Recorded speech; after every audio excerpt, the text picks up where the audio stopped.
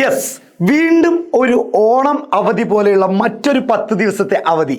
ഇത് നിങ്ങൾ പല വിദ്യാർത്ഥികളുടെ കയ്യിൽ നിന്നും പല ടീച്ചേഴ്സിൻ്റെ കയ്യിൽ നിന്നും ഒരു പക്ഷേ നിങ്ങളിങ്ങനെ ക്ലാസ്സിൽ നിന്ന് കേട്ടിട്ടുണ്ടാവും. ഇതിൻ്റെ യാഥാർത്ഥ്യം എന്താണെന്ന് പല കുട്ടികളും ഇങ്ങനെ മെസ്സേജ് അയക്കുന്നുണ്ട്. ശരിക്കും സാറെ തുടർച്ചയായിട്ട് 10 ദിവസം അവധിയുണ്ടോ, ഒന്ന് സാറ് പറഞ്ഞു തരാൻ നോക്കുമ്പോൾ അപ്പോഴാണ് ഞാനും ചിന്തിക്കുന്നത്, ശരിക്കും 10 ദിവസം ലീവ് ഉണ്ടോ, എന്താണ് ഇതിൻ്റെ നിജസ്ഥിതി? സാധാരണ ക്രിസ്മസിനും അതുപോലെ തന്നെ ഓണത്തിനുമാണ് 10 ദിവസം ലീവൊക്കെ കൊടുക്കുക. അതും 10 ദിവസം തികച്ചുണ്ടാവില്ല, 9 ദിവസമൊക്കെ ഉണ്ടാവുള്ളൂ.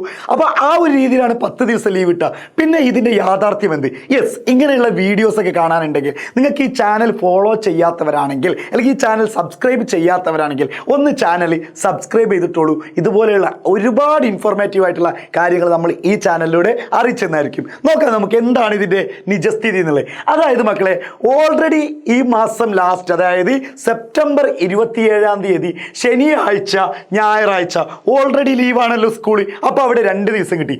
പിന്നെ ഇപ്പം ശരിക്കും 30 തീയതിയാണ് എന്തെന്ന് പറയുക, അതായത് ദുർഗാഷ്ടമി എന്നൊക്കെ പറഞ്ഞിട്ടുള്ള ആ സമയത്തിന് അനുസരിച്ചാണ് നമ്മൾ പുസ്തകം വെക്കുന്നത്. പുസ്തക പൂജയും ആയുധ പൂജയൊക്കെ കാണല്ലോ. അപ്പോൾ ഒരു വിഭാഗം ആളുകൾ എന്ത് ചെയ്യുന്നുണ്ട്, 29 തീയതി പുസ്തകം വെക്കണം ആ രൂപത്തിലേക്ക് പറയുന്നുണ്ട്.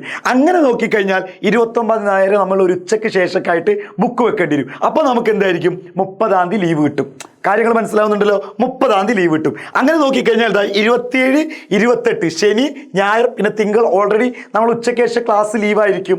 സ്വാഭാവികമായിട്ട് ഉച്ചയ്ക്ക് ശേഷം ക്ലാസ് ലീവ് ഉണ്ടെങ്കിൽ നമ്മൾ പൊതുവേ എന്താ ചെയ്യുക, രാവിലെ പിന്നെ ക്ലാസ്സിന് പോകില്ല. അങ്ങനെ ചെയ്യരുത്, ക്ലാസ്സിന് പോകണം. ഓക്കെ, അങ്ങനെയാണെങ്കിൽ ഞാൻ ഉറപ്പ് പറയുന്നില്ല, അതിന് കൃത്യമായിട്ടുള്ള ഗവൺമെൻറ് റൂൾ വന്നിട്ടില്ല. വന്നു കഴിഞ്ഞാൽ നമ്മൾ വീണ്ടും വീഡിയോ ചെയ്യും. അങ്ങനെ 29 തീയതി വെക്കുന്നു. പിന്നെ സ്വാഭാവികമായിട്ട് 30 തീയതി ലീവായിരിക്കും. പിന്നെ വരുന്നത് ബുധനാഴ്ച 1 തീയതി മഹാനവമി ലീവാണ്. പിന്നെ വരുന്നത് വ്യാഴാഴ്ച ഒക്ടോബർ, അതായത് മാസം കഴിഞ്ഞു ഒക്ടോബർ 2 തീയതി ഗാന്ധി ജയന്തിയും പിന്നെ അതുപോലെ തന്നെ അന്ന് തന്നെ വിജയദശമിയും. ഏതായാലും നമുക്കൊരു ലീവ് ഉറപ്പാണ്. പിന്നെ ഒരു വെള്ളിയാഴ്ച വരുന്നുണ്ട്, അന്ന് ഒന്നുമില്ല, അന്ന് നിങ്ങൾ ക്ലാസ്സിന് പോകണം. അപ്പോൾ പലരും വിചാരിക്കുന്നുണ്ടാവും ഒരു ലോങ് ട്രിപ്പ് പോയാലോ, അല്ലെങ്കിൽ ആരെങ്കിലും വീട്ടിൽ നിൽക്കാൻ പോയി കഴിഞ്ഞാൽ, അതായത് 3 തീയതി നിങ്ങൾ സ്കൂളിൽ എന്തെങ്കിലുമൊക്കെ പറഞ്ഞ് കള്ളത്തരം പറഞ്ഞ് ലീവ് എടുക്കരുത് മക്കളെ, ഞാൻ വീണ്ടും പറയണം. അങ്ങനെ ലീവ് എടുക്കാൻ നിൽക്കരുത്. പക്ഷെ അങ്ങനെ ലീവാണെങ്കിൽ 3 തീയതി നിങ്ങൾ ലീവ് ഓൾറെഡി, പിന്നെ ശനിയാഴ്ചയും ഞായറാഴ്ച ലീവ്. പക്ഷേ ഇത് ഹൈസ്കൂളുകാർക്ക് ഈ ശനിയാഴ്ച പ്രവൃത്തി ദിവസമാണ് 4 തീയതി, പിന്നെ ഞായറാഴ്ച. പക്ഷേ ഇതൊരു ഹയർ സെക്കൻഡറിക്കാർക്ക് എന്തില്ല, ഇത് ബാധകമില്ല, ഇവിടെ ലീവ് കിട്ടും. അങ്ങനെ നോക്കിക്കഴിഞ്ഞാൽ ഏകദേശം 8 ദിവസം 9 ദിവസത്തിൻ്റെ അടുത്ത് നിങ്ങൾക്ക് ലീവ് കിട്ടി. ഇതാണ് പലരും പറയുന്നത് 10 ദിവസത്തെ ലീവ്, 10 ദിവസത്തെ ലീവ്. അപ്പോൾ ഇതിൻ്റെ കറക്റ്റ് നിജസ്ഥിതി ഇപ്പോൾ മനസ്സിലായല്ലോ. ഇതാണ് ഇനി.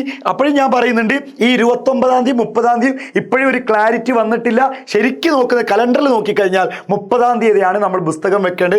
പക്ഷെ അഷ്ടമിയുടെ സമയം നോക്കിയിട്ടാണ് നോക്കേണ്ടത്. അഷ്ടമി രാവിലെയാണെങ്കിൽ അതെന്തായിരിക്കണം, 29. കാരണം അഷ്ടമി ഈ പുലർച്ചെയാണ്, അതിൻ്റെ 30 തീയതിയുള്ള പുലർച്ചെയാണ് ഈ അഷ്ടമീൻ്റെ സമയം എന്ന് ഉദ്ദേശിക്കുകയാണെങ്കിൽ 29 തീയതി ഉച്ചയ്ക്ക് തന്നെ നമ്മൾ, അല്ലെങ്കിൽ ഏകദേശം വൈകിട്ട് തന്നെ നമ്മൾ എന്ത് ചെയ്യണം, ബുക്ക് കൊണ്ടുപോയി വെക്കേണ്ടത്. അങ്ങനെയാണ് പറയപ്പെടുന്നത്. പല വിഭാഗക്കാരും പലതും സൂചനയുണ്ട്.